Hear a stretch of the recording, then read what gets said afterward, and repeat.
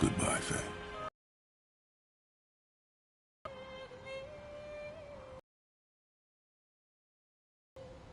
They really are all gone. For us here.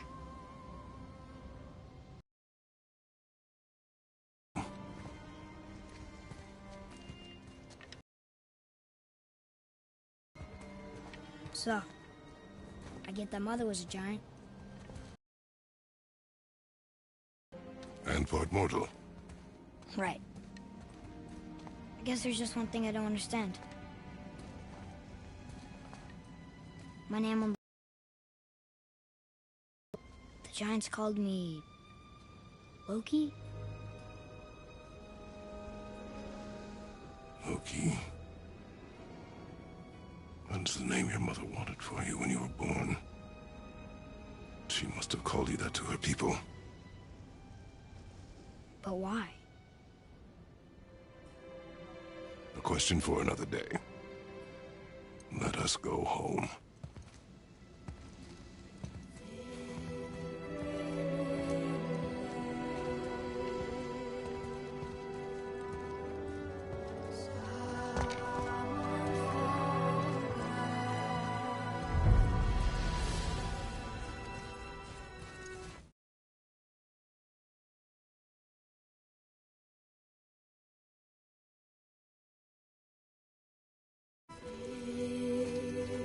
Guess it all makes sense now.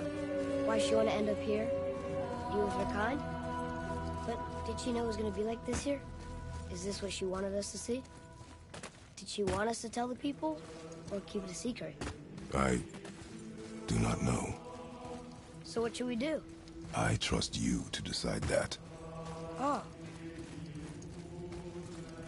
So, why'd you want to name me Atreus? I know it can't be for a god. No. He was a soldier. A Spartan. The Great Warrior? All Spartans are great warriors. We trained from birth. Our lives were discipline, duty, battle, and death. Life was grim, and we greeted it grimly. But Atreus of Sparta was unlike the rest of us. He wore a smile even in the worst of times. He was happy.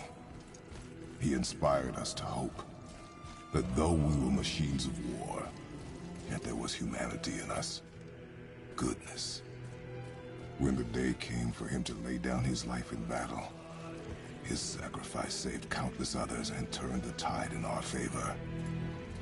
I carried him home on his shield and buried him with all the honors of Spartan custom. His memory was a comfort in dark times. Wow, you actually told a good story. Mimir missed it.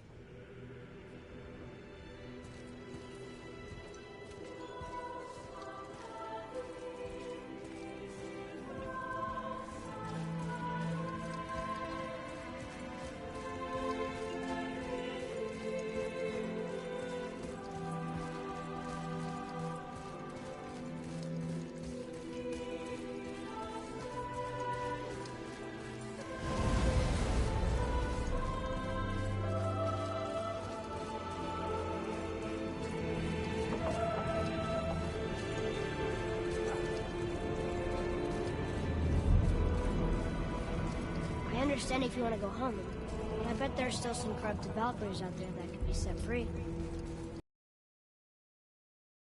Helping people was part of why Mom sent us out here, too. I mean, what would Atreus of Sparta do? And what would Loki do? Huh. That's a weird name. I'm glad we went with yours.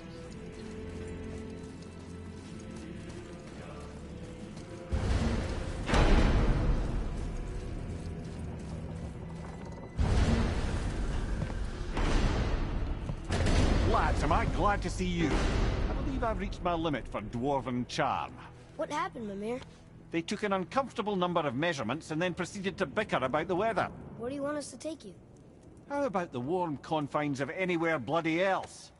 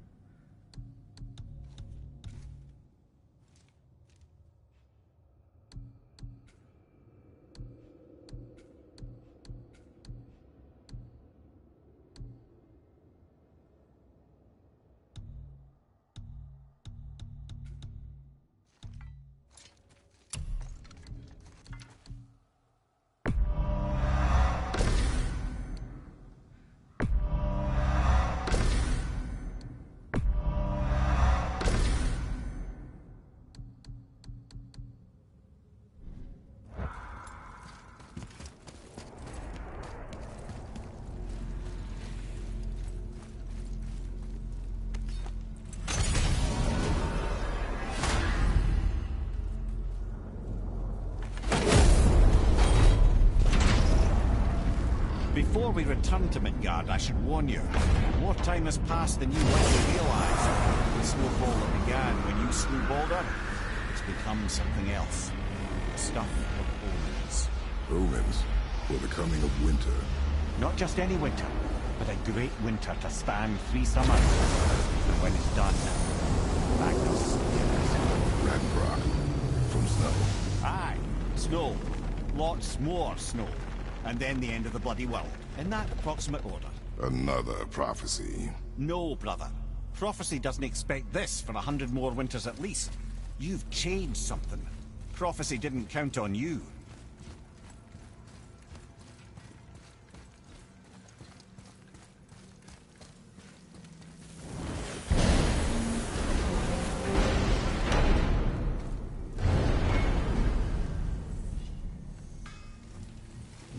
I'm telling you, it's Fimbulwinter. I can feel it in my scrotum.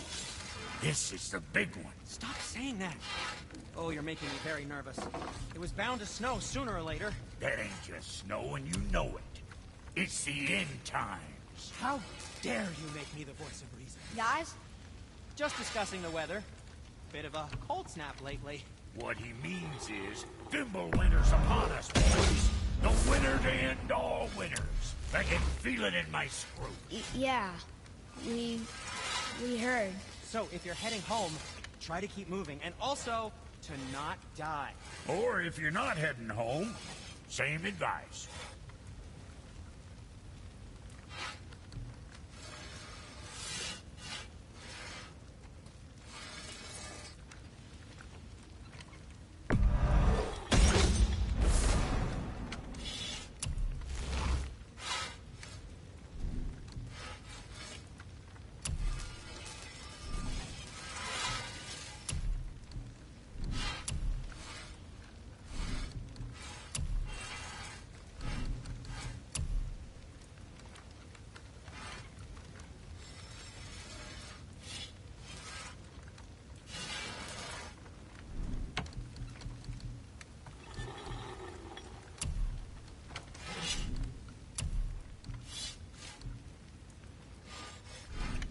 You take care now.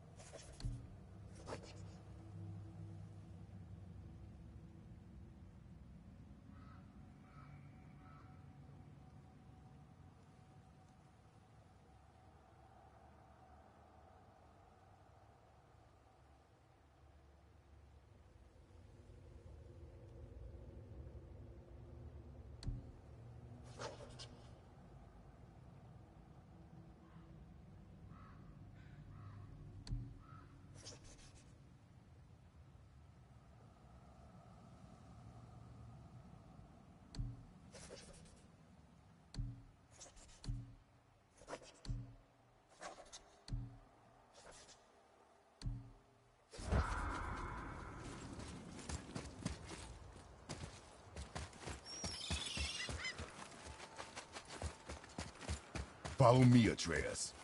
On my way.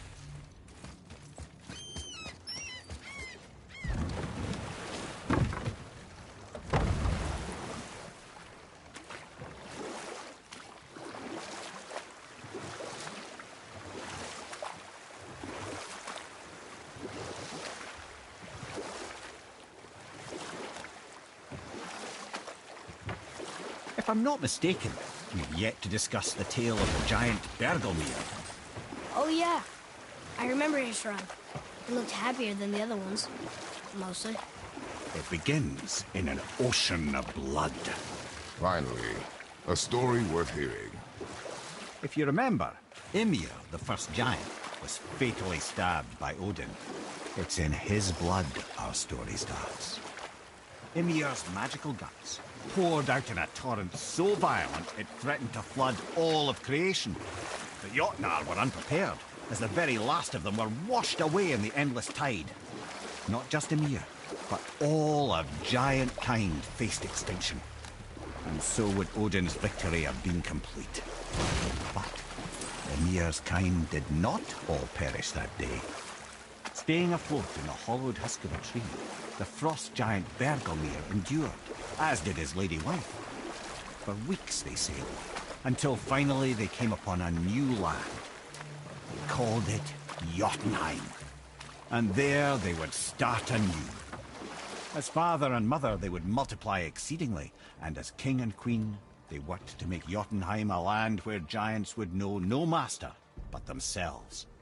Bergelmir never sought revenge for Odin's slaughter. His vengeance was to live and prosper. He died at peace, a legion of his kin to mourn him. He would ever be known as Bergelmir the Beloved. Bergelmir the Beloved. Huh. I've never heard a story end that way. Not a true one, anyway. You do, laddie.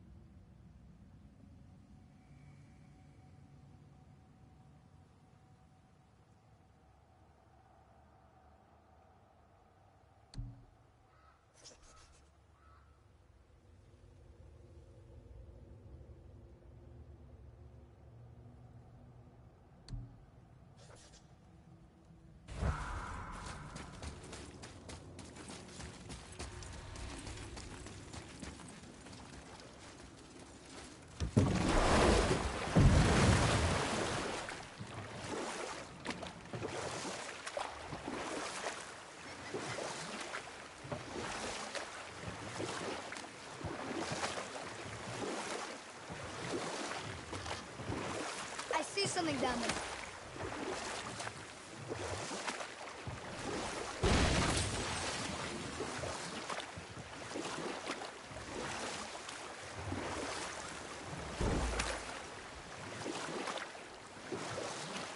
Thank you, by the way. For what? For saving me.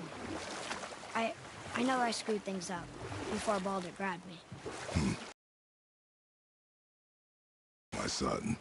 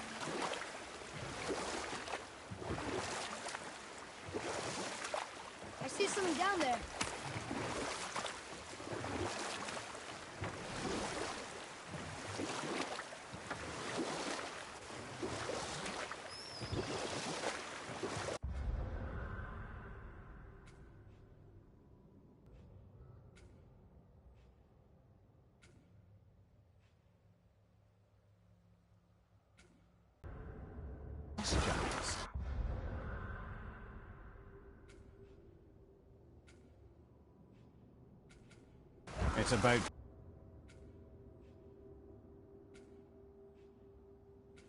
Ymir first emerged from Ginnungagap. It was Suot who followed next. He came from Muspelheim, the fire realm, bringing heat to the young cosmos, conjuring the sun from his primordial flame. But let's come back to that flaming sword, shall we? Suot the Brave forged his sword of flame for one purpose alone: to burn down Asgard when Ragnarok comes at last.